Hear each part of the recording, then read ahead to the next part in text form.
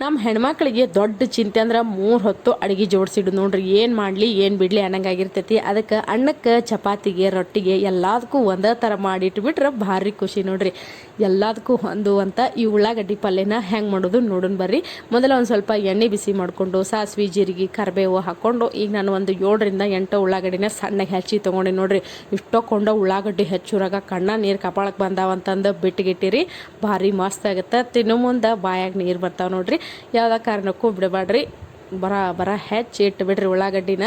ಈಗ ನೋಡ್ರಿ ನಾನು ಉಳ್ಳಾಗಡ್ಡಿ ಹಾಕ್ಕೊಂಡು ಚಂದಾಗ ಫ್ರೈ ಮಾಡ್ಕೋಬೇಕು ಎಣ್ಣೆಗೆ. ಆಮೇಲೆ ಒಂದು 2 ಸ್ಪೂನ್ ಆಗುವಷ್ಟು ಖಾರ ಪುಡಿ ಹಾಕ್ಕೊಂಡು ಒಂದು ಅರ್ಧ ಸ್ಪೂನ್ ಆಗುವಷ್ಟು ಅರಿಶಿನ ಪುಡಿ ರುಚಿಗೆ ತಕ್ಕಷ್ಟು ಉಪ್ಪು ಹಾಕೊಂಡ್ಬಿಟ್ರೆ ಸಾಕ್ರಿ. ಇದಕ್ಕೆ ಇವನ್ನ ಚಂದಾಗ ಫ್ರೈ ಮಾಡ್ಕೋಬೇಕ್ರಿ. ಆಮೇಲೆ ಇದಕ್ಕೆ ಯಾವುದೇ ಮಸಾಲೆ ಪುಡಿ ಆಗಲಿ ನಾನು ಶುಂಠಿ ಬೆಳ್ಳುಳ್ಳಿ ಪೇಸ್ಟ್ ಆಗಲಿ ಹಾಕಿಲ್ಲ. ನಿಮ್ಗೆ ಬೇಕಾದ್ರೆ ಹಾಕೋರಿ. ಇಷ್ಟ ಸಿಂಪಲ್ಲಾಗಿ ಮಾಡಿದ್ರೆ ಭಾರಿ ರುಚಿಯಾಗುತ್ತೆ. ಉಳ್ಳಾಗಡ್ಡಿ ಆಲ್ರೆಡಿ ಸ್ವೀಟ್ ಇರೋದ್ರಿಂದ ಇದಕ್ಕೆ ಯಾವುದೇ ಥರ ಸ್ವೀಟ್ ಸಕ್ಕರೆ ಬೆಲ್ಲ ಹಾಕೋದು ಬ್ಯಾಡ ನೋಡ್ರಿ. ಈಗ ಲಾಸ್ಟಿಗೆ ನಾನು ಪುಟಾಣಿ ಹಿಟ್ಟು ಹಾಕತ್ತೀನಿ ನೋಡ್ರಿ. ಪುಟಾಣಿ ಹಿಟ್ಟು ಅಂದ್ರೆ ಏನವ ಅಂತ ಕೇಳಬೇಡ್ರಿ. ಪುಟಾಣಿ ಹಿಟ್ಟು ಅಂದ್ರೆ ಹುರ್ಗಡ್ಲೆ ಹಿಟ್ಟಿಗೆ ನಾವು ಪುಟಾಣಿ ಹಿಟ್ಟು ಅಂತೀವಿ. ಆಮೇಲೆ ಲಾಸ್ಟಿಗೆ ಒಂದು ಸ್ವಲ್ಪ ಕೊತ್ತಂಬರಿ ಉದುರಿಸ್ಬಿಟ್ರೆ ಚಂದಾಗ ಕಾಯಿಸಿದ್ರೆ ಮಸ್ತನಂಗೆ ಉಳ್ಳಾಗಡ್ಡಿ ಪಲ್ಯ ರೆಡಿ ಆಗುತ್ತೆ ನೋಡ್ರಿ. ನೀವು ಯಾವುದಕ್ಕೆ ಬೇಕಾದರೂ ಈ ಪಲ್ಯನ ಹಚ್ಕೊಂಡು ತಿನ್ಬೋದು. ವಿಡಿಯೋ ಇಷ್ಟ ಆದ್ರೆ ಲೈಕ್ ಮಾಡೋದನ್ನು ಮರಿಬೇಡ್ರಿ.